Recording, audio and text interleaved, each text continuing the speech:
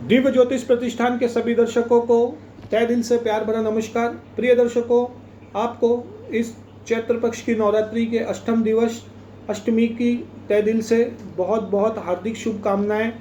मैं आपका तहे दिल से आभारी हूँ और उन सभी प्रिय दर्शकों को मैं धन्यवाद करना चाहूँगा कि हमेशा आपने हमारे ऊपर अपना परस्पर प्रेम और स्नेह बनाए रखा है और दिव्य ज्योतिष प्रतिष्ठान को एक नया आयाम बनाने के लिए आपका अमूल्य योगदान था। प्रिय दर्शकों, जैसे कि आप देख रहे हैं, पूर्ण देश में कोरोना जैसी महामारी की बहुत जटिल और दर्दनैनी और भयानक समस्या है, जिसके कारण मौतों के आंकड़े इतने गंभीर हो चुके हैं कि जीवन का मूल्य कम हो गया है। इसके वजह से और इसी कारण से आप देख रहे हैं कि सभी वर्ग के क्षेत्रों के लोगों, चाहे वो राजनीति क्षेत्र हो, सिनेमा जगत हो, व्यापार हो, उद्योग हो, सामाजिक स्तर पर चलने वाली बड़ी बड़ी संस्थाएं हों, वो भी अपनी चीज़ें रखने में असमर्थ हैं। इसी कारण आज हम अपनी चीज़ें अपने प्रिय दर्शकों तक रखने का प्रयास करेंगे। देखिए प्रिय दर्शकों, हम सिर्फ एक पानी के बुलबुले समान एक मनुष्य हैं। उस परम परमात्मा परमेश्वर की इच्छा के बिना न पत्ता हिलता है, न जीवन में किसी भी प्रकार की गतिविधियां होती हैं और न कोई चीज़ें होती हैं। इसीलिए मैं आपसे यही कहना चाहूँगा कि मन में सकारात्मक चीज़ों का अनुकरण करके, सकारात्मक चीज़ों का मन में अनुपालन करके, इन चीज़ों का जीवन में अपने पालन करने से आपको जीवन में नई उन्नति दी होगी। क्योंकि कहते हैं जैसे जहाँ चाहा वहाँ रहा। अगर आप जीवन में कुछ कर गुजरने की इच्छा रखते हैं और उनमें मन में मनोशक्ति है तो परमात्मा भी आपके साथ है। प्रिय दर्शकों, ये तो बात थी देश, राष्ट्र और समाज की। आज मैं आपको नवरात्र पर्व की कुछ विशेष जानकारियां देने के मकसद से आपके सामने फिर उपस्थित हूँ। प्रिय दर्शकों, देखिए आज हम जानेंगे कि माता के जो 52 शक्तिपीठ हैं, उनमें से कुछ शक्तिपीठ ऐसे भी हैं जिनकी महिमा अलौकिक, जिनका कोई वर्णन नहीं है और जिनका कोई ओर छोर नहीं है। इसीलिए आज हम चर्चाएं करेंगे माता कामाख्या की, जो कि असम में विराजी साक्षात देवी का ऐसा स्वरूप है कि जहां पे आप कोई दर्शन मात्र से आपकी सभी समस्याओं का निजात हो जाता है। आपको जीवन से, इस जीवन मरण की जो चक्र है उसे आप निवृत्त हो जाते हैं। आपको जीवन में पूर्ण रूप से एक जीवन में नई दिशा और एक नई अनुभूति होती। जैसे कि संचार और जीवन को चलाने के लिए 9 चीज़ों की बहुत ज़्यादा ज़रूरत होती है, उसी प्रकार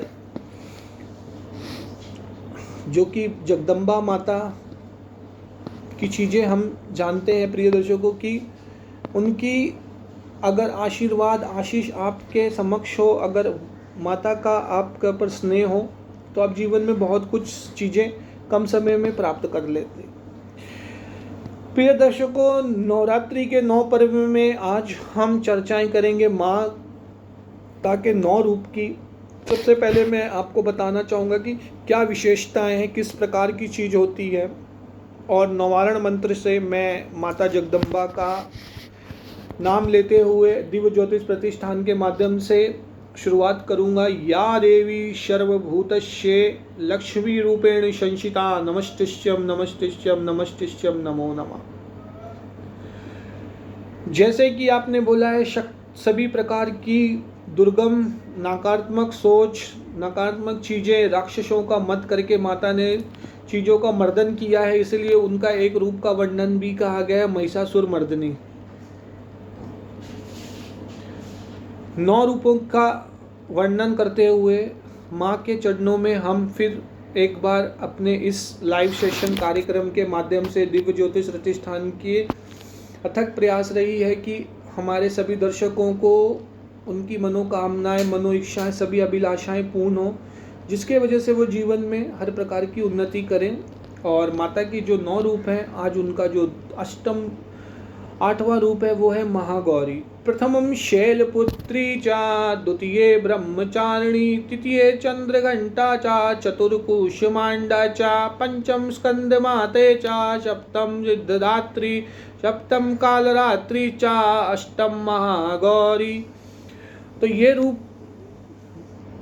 माता के 9 रूपों का वर्णन है, जिन्हें हम अपनी शक्ति, श्रद्धा और अपनी तन मन धन से की हुई चीज़ों के माध्यम से हम अपनी चीज़ें माता के सामने रख सकते हैं।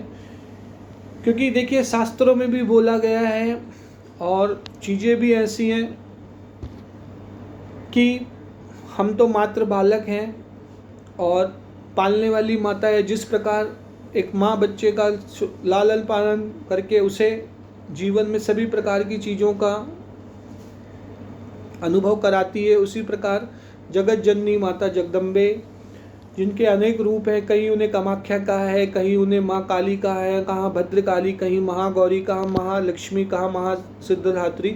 इन प्रकार से उनकी जो अनेकों नाम हैं, उसी प्रकार से उनके चीज़ों की, उनकी विशेषताएं भी उसी प्रकार है।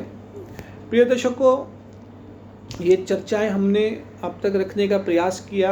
आज के इस विषय और आज इस हमारे कार्यक्रम में एक चीज़ मैं आपको और बताना चाहूँगा कि शुक्र की कुछ विशेषताएं, कि किस प्रकार की जब शुक्र हमारी कुंडली में किन किन भावों में विराजमान होता है, तब वो जीवन में किस प्रकार की चीज़ें हमें देता है और मनुष्य को अपने जीवन में किस प्रकार की चीज़ों को करने का एक अथक चीज़ें रहती हैं। उसी प्रकार से, उसी अनूप से चीज़ों को हम समझ सकते हैं प्रिय दर्शकों। और ये भी जानकारी बहुत ज़रूरी है आप तक पहुंचाने की